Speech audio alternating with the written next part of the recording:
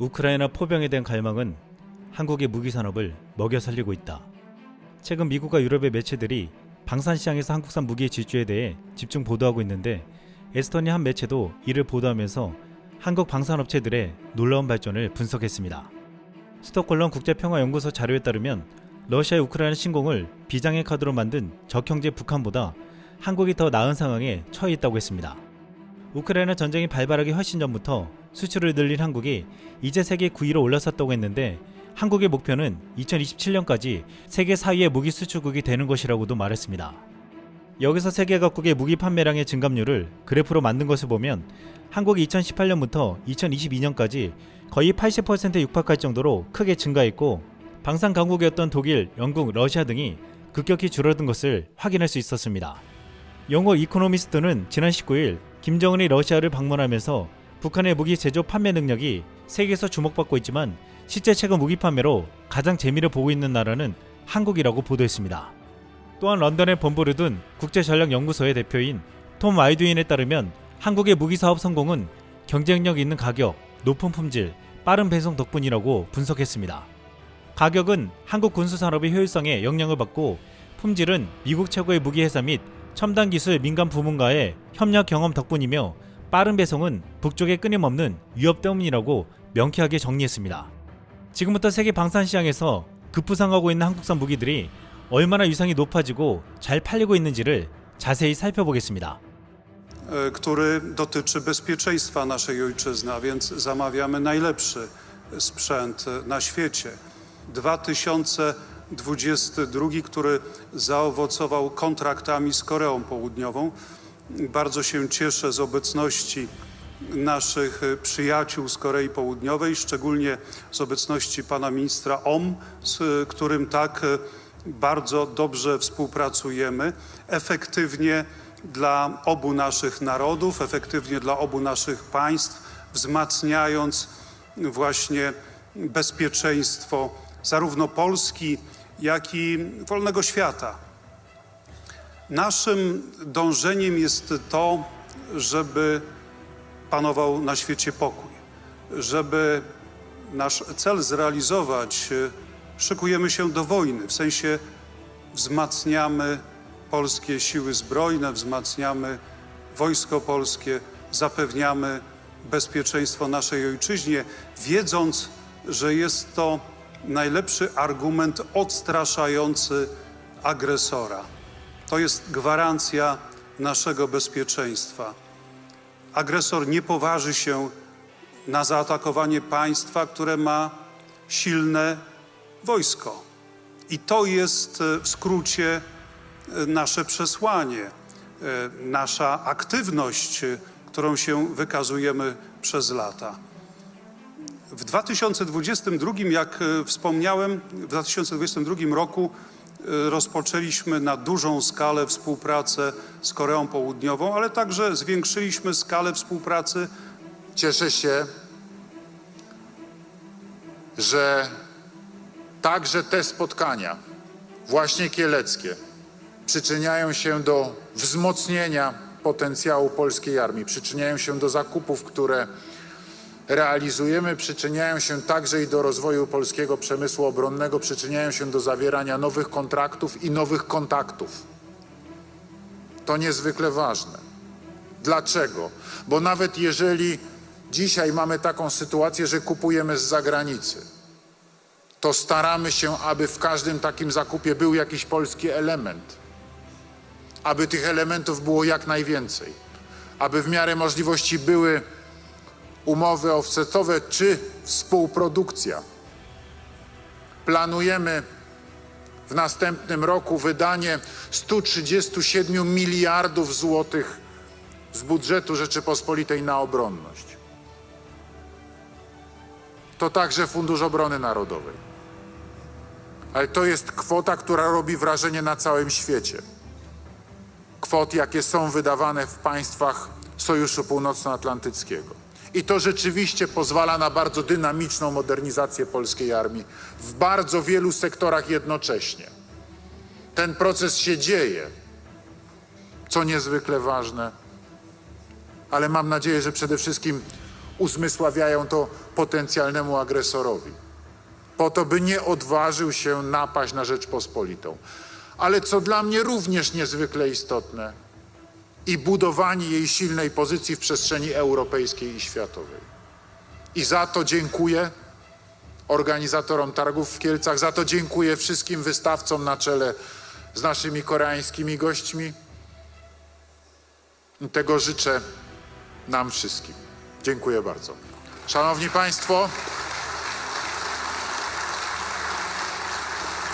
mam tutaj wypowiedzieć tę sakramentalną formułę. 31. Międzynarodowy Salon Przemysłu Obronnego w Kielcach uważam za otwarty. Dziękuję. 폴란드 키예지에서 5일부터 유럽 지역 최대의 국제방위 산업 전시회가 시작되었습니다. 시작하면서 폴란드 부하슈차크 국방부 장관과 두다 대통령이 연이어 연설을 했는데 이들 뒤에는 폴란드 국기와 함께 태극기가 뚜렷하게 보였습니다. 한국이 이번에 주도국 자격으로 참가하기 때문인데 한국 30여 개의 방산업체가 총 출동해서 전 세계 한국산 무기를 알리는 장이 될 것으로 보고 있습니다. 이번 전시회는 미국, 영국, 프랑스 등 방위 선진국과 튀르키예, UAE, 사우디, 인도네시아, 필리핀 등 총 39개국 약 2만 5천여 명의 관계자들이 참석할 예정입니다. 이번 전시회에서 가장 먼저 눈에 띄는 것은 한국과 폴란드가 공동 개발한다는 신형 차륜형 장갑차였습니다. 폴란드는 이 신형 차륜형 장갑차를 무려 1000대나 생산할 것이라고 말했습니다. 현대로템 부스에는 K2GF 전차와 함께 성능 개량형 K808 차륜형 장갑차가 전시되었습니다. 성능 개량형 K808 차륜형 장갑차는 원격 무장 장치를 탑재하고 대전차 지뢰나 급적 폭발물에 대응하기 위한 방어 능력을 강화해 향상된 전투 수행 능력을 자랑합니다. 폴란드는 지난 5월 바퀴가 8개 달린 차륜형 장갑차 K808 100호를 구매한다고 했는데 이후 폴란드 국영 방산그룹 PGG와 함께 공동 개발하는 것으로 선회했습니다. 우리 군도 K808의 성능 개량 사업을 추진 중인데 폴란드와 함께 개발해서 자금을 확보해 최강의 차륜형 장갑차를 만들겠다는 것입니다. 바르토 MEA 쿠차르스키 폴란드 군사 전문가는 지난 1일 SNS에 신형 차륜형 장갑차 개념도를 게시했습니다. 이 개념도는 차세대 차륜형 장갑차 개발의 출발점이 될 것이라고 했습니다. 새로운 장갑차는 폴란드 사격 통제 시스템을 기반으로 한 새로운 전투 모듈로 만들어 적 장갑 차량을 파괴시키는 능력을 향상시킬 것이라고 했습니다. 또한 노스루 그루먼에서 제조한 30mm 부시마스터 MK44 대포로 무장하고 10.62mm UKM-2000C 기관총과 스파이크 LR 대전차 미사일 이중 발사기도 탑재할 것이라고 했습니다. 공동 개발사로 참여하는 현대로템은 공동으로 개발 및 제조하고 운송업체의 지속적인 납품을 보장하는 기술과 조직 프로세스를 보유하게 됩니다. 신형 차륜형 장갑차는 폴란드 방위 산업의 경험과 역량을 바탕으로 쿠타스타로와 월라에서 제작되는데 2019년에 생산된 KT와 로소막을 대체하게 된다고 했습니다. 그런데 지금 이 소식은 일본과 비교되고 있습니다. 일본 육상자위대는 최근 차기 차륜형 장갑차를 핀란드 국영 방위사업체 파트리아에게서 도입하기로 했습니다. 원래 2019년 자국 기업 고마스에게 개발을 맡겼으나 배기가스 규제 기준을 충족할 엔진 개발 비용이 너무 많이 든다며 포기했습니다. 이에 미쓰비시 중공업에게 대체 사업용 모델을 제시했지만 여의치 않자 어쩔 수 없이 국제 입찰을 진행해 핀란드산을 구입하기로 결정한 것입니다. 일본은 최근 한국처럼 방산 수출하겠다는 포부를 밝히고 있지만 자국 기업들도 자위대 납품 무기를 포기하는 상황입니다. 일본이 내년 국방비를 70조로 올리며 역대 최대치로 잡았는데 일본 대기업들은 무기 생산을 주저하고 있습니다. 니케는 지난 20년 동안 일본 기업 100개 이상이 방위 분야에서 떠났다고 했습니다. 한국과 폴란드가 만드는 신형 차륜형 장갑차는 2028에서 2035년 도입을 목표로 하고 있는데 부하슈차크 장관은 지난 3월 1,400대의 보병 전투 차량 보르스그 포함해 약 1,000대의 차륜형 신규 차량 공급을 위한 기본 계약을 승인했다고 알려졌습니다. 폴란드는 2028년에서 2035년에 원격 제어 무기 시스템과 물류 및 훈련 패키지를 장착한 전투 버전의 차륜형 장갑차를 1,000대 가까이 인도하겠다는 것입니다. 그렇게 되면 K2 전차 1000대, K9 자주포 648문과 더불어 K9 차체를 기반으로 한 중형 장갑차 700대와 한국산 소형 전술 차량 400대, 여기에 차세대 차륜형 장갑차 1000대까지 갖추게 됩니다. 동북아 최강이라는 한국의 제7기동군단을 폴란드에서 재현하려 한다는 계획이 허언이 아니었습니다. 또한 이번 전시회에서 가장 압도적인 장면은 전시회장 입구에 나란히 전시한 호마르 K와 호마르 A였습니다. 호마르 K는 한국산 천무의 폴란드명이고 호마르 A는 미국 하이마스의 폴란드명이었습니다. 버젓이 전시회장 입구에 배치했다는 것은 천무에 대한 폴란드의 기대와 위상이 얼마나 높은지를 보여주었고, 이번 우크라이나전에서 게임 체인저로 불린 하이마스와 나란히 배치한 것도 인상적이었습니다. 한국은 천무에 KT SSM2를 달아 사거리 300km를 달성하며 전세계 주목을 끌고 있습니다. 지금 스웨덴, 노르웨이, 루마니아가 천무와 KT SSM을 패키지 형태로 도입하는데 큰 관심을 보이고 있다고 알려져 있습니다. 그런데 지금 어떤 나라보다 이 호마르 K를 가장 눈여겨보는 나라가 바로 필리핀입니다. 최근 미군이 필리핀 섬에 새로운 기지를 짓는다는 보도가 나왔습니다.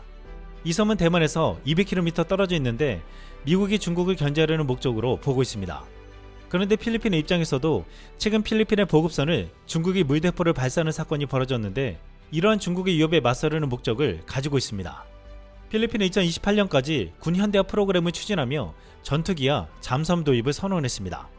이미 한국산 경전투기 FA-50을 추가 도입하고 한국산 잠수함 도입이 유력하다는 보도가 나온 가운데 여기 300km를 날아가는 한국산 천무까지 도입을 노릴 것이라고 전망하고 있습니다.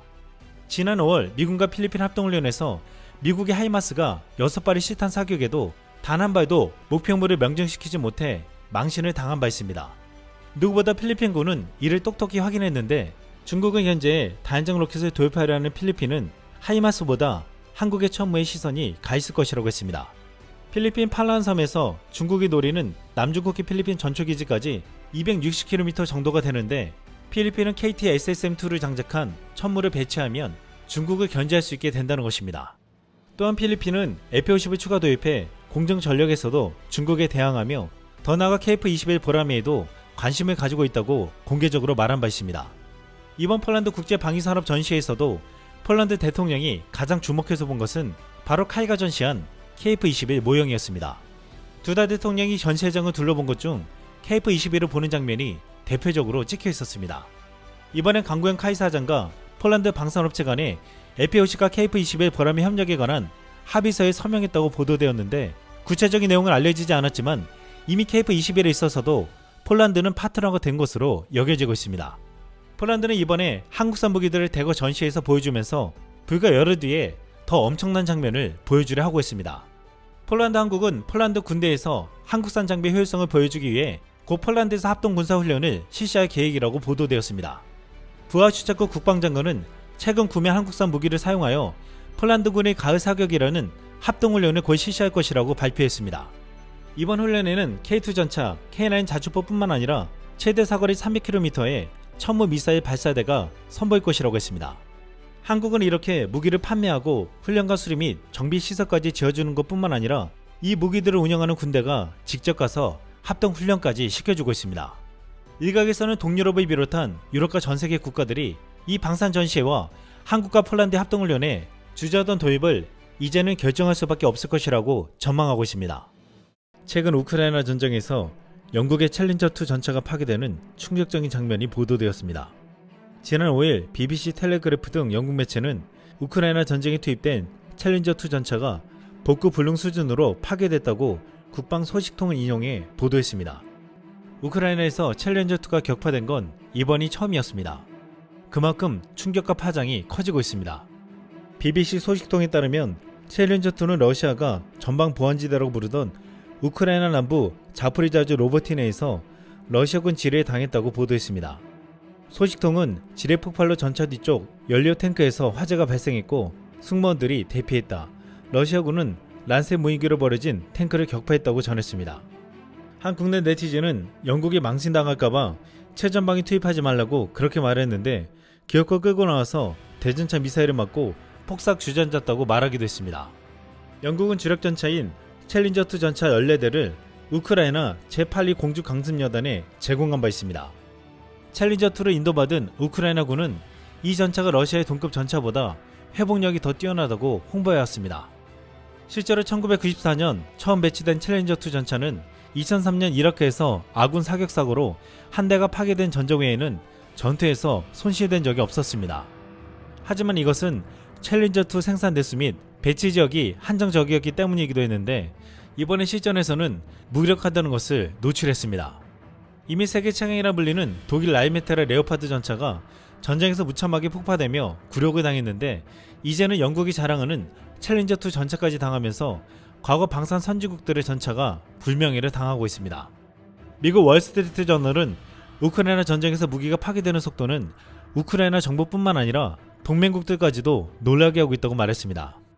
이것을 목격한 후 한 글로벌 군사 매체는 지금 서구 군산 복합체에게 우크라이나 전쟁터는 이상적인 시험장이자 경쟁의 장이 되고 있다고 보도했습니다. 현재 여기서 레오파드2 전차와 챌린저2 전차의 약점이 드러나면서 한국의 K2 전차가 서방 전차에게 심각한 상대가 될 수 있다고 지적하기도 했습니다. 한국은 우크라이나에 치명적인 무기를 전달하진 않았지만 폴란드가 현재 28대를 보유하고 있기 때문에 이 전차들이 우크라이나 영토에 나타날 가능성도 배제되지 않는다고 말했습니다. 이 매체는 우회적으로 K2 전차의 위력에 대한 기대감을 나타냈습니다. 바르샤바는 2026년까지 총 1000대 한국 전차를 구매할 계획이라면서 폴란드군 한국 전차로 우크라이나에 준 레오파드 전차를 완벽하게 대체할 것이라고 했습니다. 지난 5일 폴란드 니에츠에서 개막된 유럽 3대 방산 전시회인 MSBA 2023에 한국은 주도국으로 참여했습니다. 국내 기업들은 세계 방산 시장에서 치열한 수주전을 펼치고 있는 핵심 무기 체계들을 대거 선보였는데, 야외 전시장에는 K 방산 대표 주자 중 하나인 K2 전차가 중심을 차지하고 독일 레오파드 전차와 미국 에이브람스 전차가 각각 좌우에 배치됐습니다. 현재 현대로템은 폴란드와 K2 전차 1차 계약을 하고 2차 계약을 협의 중인데, 워낙 큰 사업이고 장기간에 거친 사업이기 때문에 시간이 걸리고 있지만 좋은 결과를 낙관하고 있습니다. 이미 폴란드 국영 방산그룹 세바스찬 흐바이커 회장은 4조 원의 자금을 확보해 폴란드형 K2 전차 생산 공장을 확대하겠다고 말했습니다. 흐바이커 회장은 K2P의 전차 생산을 위한 투자를 준비하고 있다며 앞으로 몇 주 안에 최종 조립과 통합, 즉 K2 전차의 최종 생산을 위해 정비될 것이라고 밝혔습니다. 지금 폴란드 정부는 현대로템, 국영 방산업체 PGG와 공동 생산한 K2 전차를 유럽 내 제3국으로 수출하려고 하는데, 현대로템 서준모 실장은 유럽의 여러 국가가 새로운 기본 전차에 가능한 옵션으로 K2를 고려하고 있다며 수리나 유지 보수, MRO에 대해서도 협력할 수 있다고 말했습니다. 이렇게 K2 전차의 대량 생산 시스템이 폴란드에 지어져 가는데, 한국산 K2 전차의 차세대 버전에 대응하겠다는 유럽 차세대 신형 전차 사업은 무산될 것으로 보이고 있습니다. 미국 랜드 연구소의 전문가 마이크 슈르키는 6일 레오파드2와 르클레르를 대체할 프랑스 독일 탱크 프로젝트의 미래가 어두워 보인다며 양국의 군사정책과 산업정책을 조화시키는 것이 불가능하다고 단언했습니다. 지금 폴란드에 이어 가장 먼저 K2 전차를 도입하는 국가가 루마니아가 될 것으로 보이고 있는데, 브라질 군사매체 육군은 한국산 K2 전차에 눈독을 들이며 루마니아의 대거 도입 소식을 긴급 보도했습니다. 지난 6일 이 매체는 루마니아 군사정보를 다루는 다시안 드라코의 트위터에 루마니아가 전차 326대를 구매하기로 결정한 것이 확인되었으며, 이 중에 M1 에이브람스 전차 54대, 한국산 K2 전차가 276대일 가능성이 높다고 말했습니다. 브라질 군사매체가 이 소식을 전하자 군사에 관심을 가지고 있는 브라질 네티즌들이 뜨겁게 반응했습니다.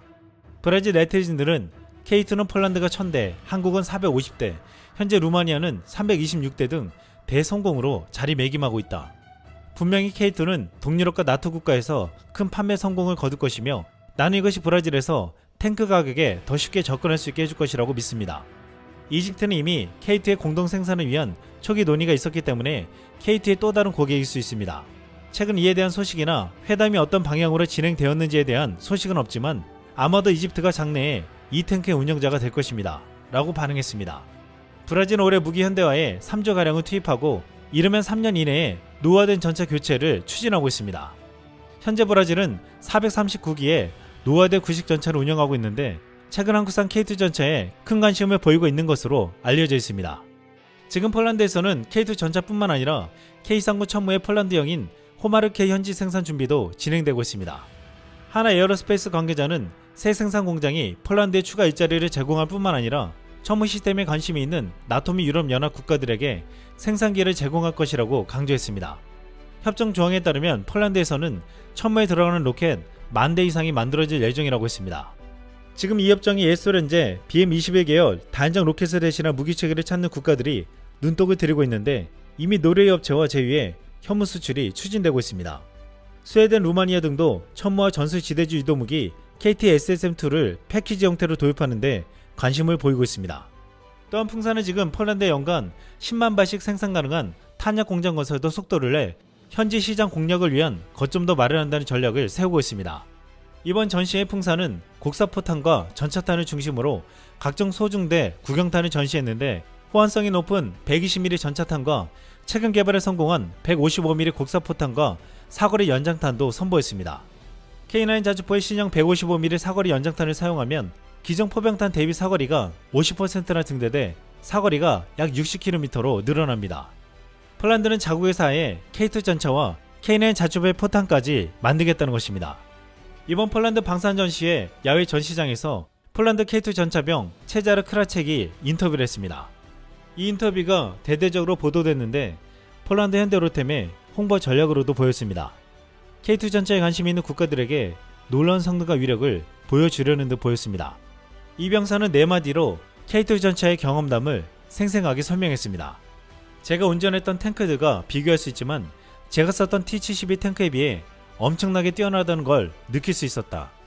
탱크의 추진력과 성능 면에서 비교할 수 없을 만큼 큰 차이를 느낀다. K2를 타면 재미있다. 우선 이동성, 민첩성과 1500마력을 운전하면 온몸으로 느낄 수 있다. 다양한 지형, 지능 모래에서 기동해도 승차감이 편하고 모든 결점, 유익 경로를 매우 쉽게 극복할 수 있다. 최근 영국 국제 방산 전시회에 K9A2의 모습이 포착되어 화제가 되고 있습니다. 영국 런던 엑셀에서 10일부터 15일까지 영국 국제 방산 전시회가 열립니다. 여기 하나 에어로스페이스가 지금 유럽을 비롯해 전 세계 관심을 끌고 있는 K9A2 자주포의 플랫폼을 공개한다고 해서 크게 주목을 받고 있습니다. 그런데 영국 국제 방산 전시회에 앞서 전시회장 내 하나 스탠드 구축 과정에서 촬영한 고무궤도를 장착한 K9A2가 막 도착해서 진열된 사진이 보도되자 관계자들과 보도진들은 설렘을 감추지 못했습니다. 그만큼 지금 영국에서 고무궤도가 달린 자주포에 대한 기대와 열망이 굉장하다는 것입니다. 이번에 전시된 K9A2는 영국 차세대 자주포 요구사항을 완전히 충족시키는 모델로 전세계 1800문 이상 팔리며 50% 이상의 시장 점유율을 가진 K9A1의 핵심 구성 요소를 기반으로 향상된 수준의 치사율과 생존 가능성을 제공한다고 했습니다. K9A2 자주포는 자동으로 포탄과 장약이 장전되는 자동화 포탑과 분당 9발을 쏠 수 있고 원격 사격 통제 체제 등 동급 최강의 기능들이 들어갑니다. 그런데 이 중에서 가장 대단하다고 평가받는 것은 경쟁하는 다른 자주포는 흉내낼 수도 없는 말 그대로 게임 체인저가 된다는 복합 고무 궤도를 장착한다는 것입니다. 하나 에어로스페이스는 1조 2천억 원의 영국 육군 기동화력 체계 자주포 획득 사업에 맞춰서 고도로 숙련된 영국 방산 업체들과 함께 팀 썬더 UK를 만들었습니다. 여기에는 레오나르도 영국, 피어슨 엔지니어링, 호스트만 디펜스 그룹, 그리고 캐나다 수시 디펜스가 참여하고 있습니다. 놀라운 것은 세계 1위 방산기업 록히드 마틴도 나중에 팀 썬더에 들어왔다는 것입니다. 그만큼 하나 에어로스페이스가 주도해 세계 최고의 방산기업들이 만드는 K9A2는 지금과 어떤 자주포와도 비교가 안 되는 세계 최고의 명품 자주포가 될 것이라는 것을 예고하고 있습니다. 이 팀 썬더가 만드는 K9A2에는 수시 디펜스의 복합 소재 고무궤도를 성공적으로 통합했는데 이로 인해서 훨씬 빠른 주행이 가능하고 더 높은 수준의 전술적 이동성, 자동화가 이루어지게 되었습니다. 실제로 소음 57%, 진동 42%가 감소하고 도로에서는 16%, 오프로드에서는 24% 연료 소비를 줄일 수 있게 했습니다. 사이먼 험프리 영국 하나 에어로스페이스 부사장은 복합 고무궤도 CIT는 영국 K9A2에 탑재될 핵심 혁신 기술 중 하나로 운영 기동성을 향상시키기 위해 소음, 진동, 유지보수 및 연료 소비를 줄이는 것과 함께 사격 및 사격을 위한 전천후 지형 접근성을 가능하게 합니다. 라고 말했습니다. 또한 그는 CIT는 게임 체인저이며 자주 듣는 바퀴 대 트랙 양극화 논쟁 사이에 간격을 좁히는데 큰 진전을 이루고 있다고 말했습니다. 차량이 더 좋다고 주장하는 이들도 복합 고무궤도를 단 K9A2를 보고서 자신들의 주장이 흔들리고 있다는 것입니다. 최초 영국의 차세대 자주포 사업에서는 프랑스 넥스터 시스템즈의 세자르 86 버전이나 영국 BAE 시스템즈와 스웨덴이 함께 만든 아처, 독일의 RCH 155와 같은 자주포가 유력하다는 평을 받았습니다. 하지만 프랑스산 세자르는 정차 후 유압식 안정화 장치를 전개하고 나서 사람이 수동으로 포탄을 장전해 사격하는데 방역 속도가 느린 탓에 생존성이 떨어진다는 평가를 받았습니다. 특히 오커스 출범 후 영국과 프랑스의 관계가 불편해지면서 선전 가능성은 낮다고 평가받고 있습니다. 영국 BAE 시스템즈의 아처는 차량용 자주포이긴 하지만 포탄 모드를 완전 자동화해 방열 및 연사 속도가 경쟁 모델 가운데 가장 빠릅니다. 하지만 포탑이 작아 장전장치에 탑재 가능한 포탄이 21발에 불과해 21발을 다 쏘면 사람이 포탄을 한 발씩 장전해야 합니다. 한국의 K9 자주포는 48발의 탄약이 적재되는데 만약 탄약이 떨어지면 104발의 탄약을 장착한 K10 탄약 운반 장갑차가 나타나 신속하게 탄약을 자동으로 보급해줍니다. 이는 하루에도 수천 발을 쏟아부어야 하는 전쟁에서 영국산 자주포가 아닌 K9을 선택할 수밖에 없는 이유가 되고 있습니다. 사실상 K9 자주포를 도입하면 패키지인 K10 탄약 운반 장갑차까지 도입할 수밖에 없는데 K10 탄약 운반 장갑차는 순수 우리 기술로 개발되어진 세계 최초의 로봇형 탄약 운반 장갑차입니다. 그동안 포탄을 운반하고 장전하는 것을 트럭과 사람의 손으로 하는 게 기본이었는데 K10이 등장하면서 로봇팔이 이를 대신해주게 된 것입니다. K9 자주포가 대당 40억인데 K10 탄약 보급 장갑차가 대당 27억 원 정도이기에 패키지로 사야 K9의 위력을 더하는 만큼 K10은 경제적으로도 큰 역할을 하고 있습니다. K9 자주포의 경쟁자 독일의 펜저어비츠 2000은 대당 120억 원으로 K9 K10 패키지가 67억 원 정도이기에 패키지를 사도 독일 자주포보다는 훨씬 저렴했습니다. 이번 영국 자주포 사업에 가장 유력하다고 했던 독일 KMW의 RCH155는 독일의 복서 장갑차 차체에 펜저어비츠 2000의 자주포 부품을 활용하고 여기에 신형 포탑을 장착한 모델입니다. 독일은 세계에서 가장 비싼 장갑차 복서와 가장 비싼 자주포 펜저어비츠 2000을 결합해 세계 최강이라 자랑하고 있지만 문제는 경쟁 모델 중에 가장 최고가가 될 것이 뻔해 보이고 있습니다. 아직 독일군도 채택하지 않았기에 규모의 경제를 실현할 수 없어 더욱 비쌀 것이라고 했습니다. 그런데 최근 영국에서 독일에 대한 신뢰도가 떨어지고 있는데 얼마 전 호주에서 한국산 장갑차 레드백을 선택하고 링스 장갑차를 탈락시키자 독일은 어이없는 행동을 보여줬습니다. 독일은 호주 공장에서 생산하는 독일산 장갑차 복서 100대를 역수입한다고 했는데 호주가 한국산 장갑차를 선택하자 도는 100대 도입 사업을 취소해버린 것입니다. 이로 인해 독일을 향해 치졸하다는 말이 나왔는데 호주와 같은 영연방 국가이자 오커스 소속인 영국도 이를 지켜보았을 것이라고 했습니다. 미국과 영국과 호주는 방산에서도 가장 긴밀한 관계라고 보고 있습니다. 특히 호주는 영국과 같은 해양으로 둘러싸여 전술적으로 비슷한 환경에 놓여 있어서 유사한 무기 체계를 가지려 한다고 했습니다. 결국 호주가 선택한 K9 자주포를 영국도 선택하려 하고 있는데 오래전부터 AJAX 장갑차 도입에 골머리를 앓고 있는 영국은 K9A2를 선택한다면 호주와 같은 한국산 레드백 장갑차로 갈아탈 가능성도 있다고 보고 있습니다. 최근 궤도형 자주포와 장갑차에 고무 궤도를 넣는 것이 영국의 새로운 전술에 적합하다고 보고 있습니다. 하나 에어로스페이스는 호주 보병 전투 장갑차 사업에서 레드백으로 승리할 때도 이 고무 궤도가 결정적인 역할을 해냈습니다. 하나는 영국에서 팀 썬더를 만들었듯이 호주에서도 팀 하나를 만들어서 이스라엘에게서 방어 구점을 설계를 도움받고 결정적으로 캐나다 수지 디펜스에 고무 궤도를 도입했습니다. 레드백 장갑차는 경쟁자인 독일 알메탈의 케이프41 링스와 비교해 링스에는 없었던 ISO의 현수 장치와 복합 고무 궤도를 통해서 기동성, 전투 피로도, 신뢰성 면에서 보다 우수하다는 평가를 받았습니다. 이것은 호주의 입장에서도 중요한 것이었지만 영국의 입장에서는 절실한 사양이라고 했습니다. 영국은 과거 미국 제너럴 다이내믹스의 AJAX 장갑차를 주문했다가 너무 큰 진동과 소음으로 병사들이 청력 손실까지 입으면서 큰 문제에 봉착했습니다.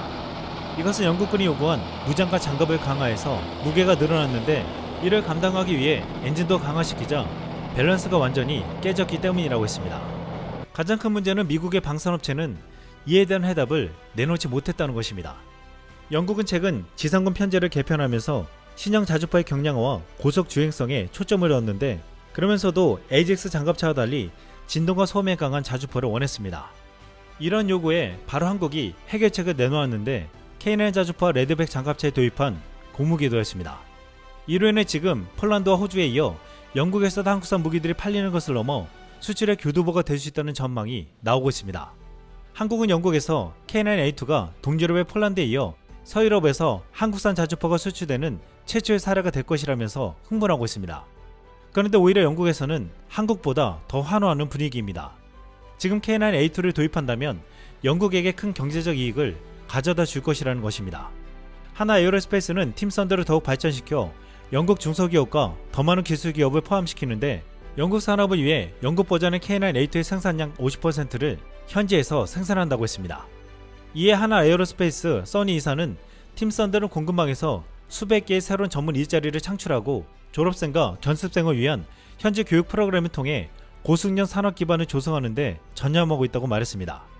또한 K9A2 구매는 핀란드, 노르웨이, 에스토니아 같은 K9 사용자가 A2 표준 이상으로 업그레이드 해야 하기 때문에 영국의 팀 썬더의 수출 작업으로 이뤄질 것입니다. 사용자 기반 전반에 걸쳐 수출 및 비용 공유를 위한 상당한 기회가 필요합니다 라고 말했습니다. 영국은 지금 자국에 116문을 도입하는 것을 넘어 K9A1을 가지고 있는 나라들의 업그레이드를 자국에서 할 생각까지 하고 있다는 것입니다. 이렇게 되면 영국도 경제적 이익을 얻겠지만 한국은 영국이라는 유럽의 거대한 나라를 K9 자주포의 판매 기지로 활용할 수 있게 된다는 말이 되게 됩니다. 게다가 최근 풍사는 K9 자주포 155mm 연장탄을 만들어 기존 사거리를 40km에서 60km로 늘리는데도 성공했습니다. K9 자주포에 대한 장점과 매력이 더욱 늘어났다는 것입니다. 방산업계 관계자들은 이미 K9A2가 영국에 수출될 가능성이 크다고 보고 이제는 유럽에서 표준 자주포가 되는 계획을 꿈꾸고 있습니다. 이상 쓸멍이었습니다.